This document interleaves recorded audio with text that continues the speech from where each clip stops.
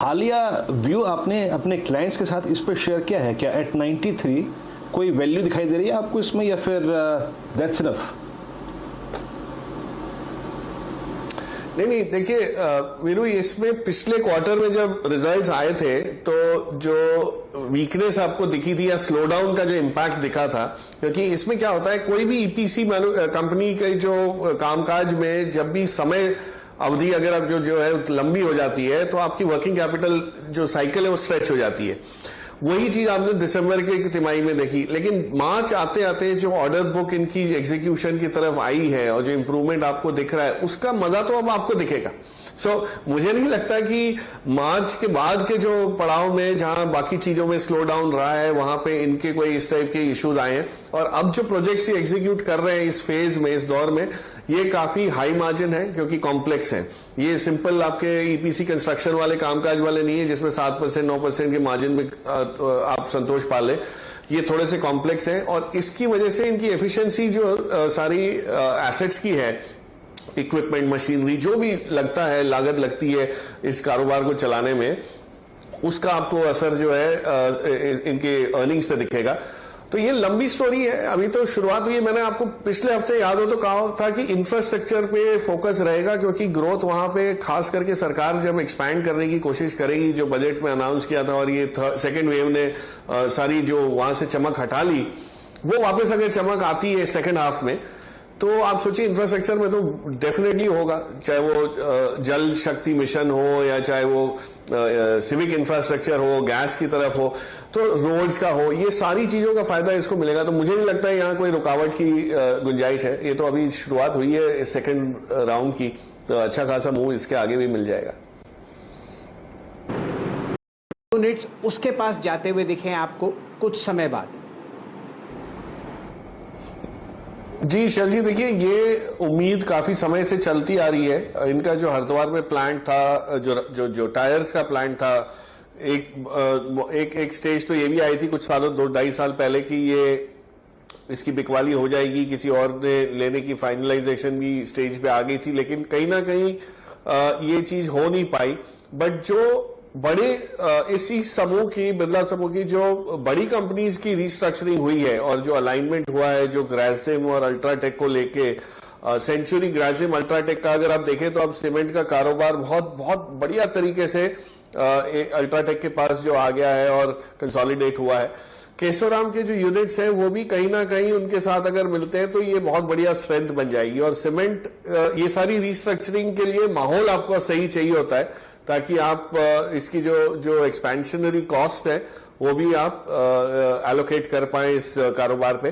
तो वो मेरे ख्याल से स्टेज अब आ गई है। तो मतलब आपको अगर देखें हिस्टोरिक पी मल्टीपल्स पे देखें तो ये तो कंपनी बहुत सस्ते में मिल रही है, होल्डिंग कंपनी डिस्काउंट मिल जाता है इसको, और जो मार्केट कैप है और उसके सामने इसके जो स्टील प्लांट्स हैं वो फेयरली अंडर वैल्यूड है। तो पी मल्टीपल तो मेरे ख्याल से 10-11 से ज्यादा का होगा नहीं कंसोलिडेटेड बेसिस पे, लेकिन जैसे ही इसमें वैल्यू अनलॉकिंग होती है तो ये कारोबार अच्छी खासा इसमें बढ़ सकता है। तो डेफिनेटली है, जगह है, पेशेंस होनी चाहिए, इमीडिएट बेसिस पे कुछ उम्मीद मत कीजिए, पर जब होगा तो आपको अच्छा खासा इसमें होगा। कुछ साल पहले एक जो कॉर्पोरेट गवर्नेंस को लेके सवाल उठे थे वो भी क्लैरिफाई हो गए, और वो भी मेरे ख्याल से स्ट्रीम, उसके बाद कंपनी ने अपनी क्लैरिटी और ट्रांसपेरेंसी लेवल्स जो है वो अच्छी खासी बढ़ा दिए।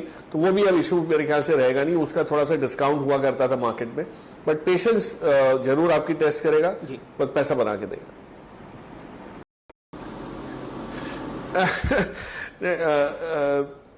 बीटीएसटी तो नहीं कर पाऊंगा मैं कोई ऐसे आइडेंटिफाई, बट हाँ ये है वीरेंद्र, जैसे मैंने कहा, जो मुंह दिख रहा है बड़े लार्ज कैप स्टॉक से, मैं उसी के साथ जाना चाहूंगा, चाहे वो रिलायंस हो या एलएनटी हो, इनमें से कोई भी आप पिक कर सकते हैं। इनफैक्ट एक जाते जाते ये कहना चाहूंगा कि जो लार्ज कैप में जो मुंह आना शुरू हो रहे हैं, जो दिख रहे हैं, उसमें आपको खास करके जो पावर सेक्टर में पिछले हफ्ते जो चमक दिखी थी उसका कहीं ना कहीं एक फॉलो ऑन वो आएगा। तो एक छोटी कंपनी है, मतलब कंपनी तो बड़ी है लेकिन एक छोटा नाम है जो अक्सर डिस्कस नहीं होता, वो है पावर ट्रेडिंग कॉर्पोरेशन। मुझे लगता है इसमें जिस टाइप का कंसोलिडेशन हुआ है, बहुत बढ़िया अब्जॉर्प्शन हो चुका है, सप्लाई का चेंज ऑफ हैंड्स दिख रहा है, लेकिन अब फंडामेंटली इस कंपनी की जो फेयर वैल्यू है जो 120-122 के करीब मैं मानता हूं है, उसके तरफ ये कूच करना शुरू कर देगा, तो आपको यहां से भी अच्छी खासी अपसाइड पोजिशनली मिल सकती है। बताइए गोदरेज कंज्यूमर प्रोडक्ट्स पर आपका क्या हाल और क्या रुझान है? चलिए, सब चीज पॉजिटिव है। जो नए मैनेजमेंट के आने से एक उम्मीद जो बढ़ी है कि भाई प्रोफेशनली कंपनी मैनेज होगी तो और इसमें पर इसको लग जाएंगे और इसकी ग्रोथ जो है कायम हो जाएगी। डोमेस्टिक मार्केट में जो थोड़ी बहुत स्ट्रगल हो रही थी, इंटरनेशनल मार्केट में फिर भी ठीक ठाक थी, उसको ये करेक्ट कर पाएंगे। लेकिन ये सब चीज को ना समय लगता है, और खास करके एफएमसीजी बहुत डिस्ट्रीब्यूशन लेड ग्रोथ होती है, ब्रांड कॉन्शियस ग्रोथ होती है। तो उस लिहाज से इसमें ये सब बनाने में ओवरनाइट कुछ नहीं होगा। नए मैनेजमेंट को सेटल होने में 6-8 महीने लग जाते हैं। उसके बाद उनमें जो अमल में लाएंगे जो स्ट्रैटेजी और पॉलिसीज, उसकी असर आपको दिखेगी, और वो सब अच्छाई जो है वो आज प्राइस्ड इन है। तो यहां से बहुत ज्यादा उम्मीद करनी वो है। देखिए, जो इलेक्ट्रिक व्हीकल्स के साथ ऑटोमोबाइल्स में हो रहा है, वो चीज एफएमसीजी में आयुर्वेदा से हो रही है, नेचुरोपैथी से हो रही है, नेचुरल प्रोडक्ट से हो रही है। तो मैं समझता हूं जो लोगों का फोकस वहां पे है, डाबर हो गया या इवन कोलगेट पामोलिव ने वेद शक्ति के नाम से जो एक सीरीज लॉन्च की हुई है, एक सब सीरीज, तो ये ऐसी बिजनेसेस में आपको डिसरप्शन दिखेगा, ग्रोथ दिखेगा, मार्केट शेयर इंप्रूव होता हुआ दिखेगा। गोदरेज के पास ऐसा कोई अभी उनके तर्कश में ऐसे कोई तीर नहीं आए। हाँ, तीर चलाने वाले लोग नए आ गए हैं, बट तीर अभी दिख रहे हैं, तो थोड़ा सा वहां पे समय दे दीजिए, उसके बाद उसको देखा जाएगा। बट ऑफकोर्स कंपनी बढ़िया है, पेडिग्री अच्छी है, बट प्राइस ऑलरेडी बढ़ चुका है इस उम्मीद के बलबूते। तो इससे अलावा इसके ऊपर कुछ इंप्रूवमेंट आए, थोड़ा समय इसमें बेशक लग सकता है। बताइए किस हिसाब से आप इस तेजी को पढ़ रहे हैं? कौन सा एक ऐसा स्टॉक आपको लगता है बढ़िया मोमेंटम में है निफ्टी पर, और कहां आपकी रणनीति है फिलहाल इस तेजी में? कोई सेक्टर पसंद आता हो उस पर चर्चा कीजिए, और एक बढ़िया कन्विक्शन कॉल शेयर कीजिए। गुड मॉर्निंग शैल जी। देखिए, बहुत सिंपल है। मार्केट आपको दो चीज के मौके इतने बढ़िया दे रहा है कि इसको अगर आप चूकेंगे तो काफी महीनों तक इस पे एक आपको रिग्रेट रहेगा, एक डिसअपॉइंटमेंट रहेगी, मायूसी की, क्यों मैंने ये चूक दिया। और ये क्या है, चूकना क्या नहीं है आपको। पहली चीज, जो मार्केट में बॉयंसी है, और जैसे वीरू भी बता रहे हैं, अब 16,000 का मुकाम बहुत जल्द हासिल होने की तैयारी है। वो उसका कारण ये है कि हम लार्ज कैप का, मैं एक हफ्ते से बोलते आ रहा हूँ, लार्ज कैप में जो मूवमेंट है वो बहुत डिस्टिंक्टली स्ट्रांग है। मिड कैप और स्मॉल कैप में जो एडवांस डिक्लाइन रेशियो दर्शाता है, इसको अगर आप ट्रैक करें और लंबे समय के लिए, तो ये वाली जो लाइन है ये आपको बताएगी, जो ग्राफ की इसमें डिस्ट्रीब्यूशन जब होता है तो एडवांस डिक्लाइन रेशियो बहुत बड़ा नहीं आता, यानी एडवांसेस बहुत ज्यादा नहीं होते, 1:1.2:1, 1.5:1 मैक्सिमम आते हैं। तो ये चीजें होते हुए एक चीज समझ आ रही कि अपने पोर्टफोलियो में लिस्ट लेके बैठिए। जो चीजों में आपको लग रहा है कन्विक्शन थोड़ा भी कम हो रहा है, या ओवर प्राइस लग रहे हैं, या आपकी जो ओरिजिनल लॉजिक थी उससे विपरीत चीजें चली हैं, उसमें से निकल जाइए, उसमें प्रॉफिट बुक करिए, अपने एडवाइजर से सलाह लीजिए आपका एलोकेशन कैसे करना है उस लिहाज से।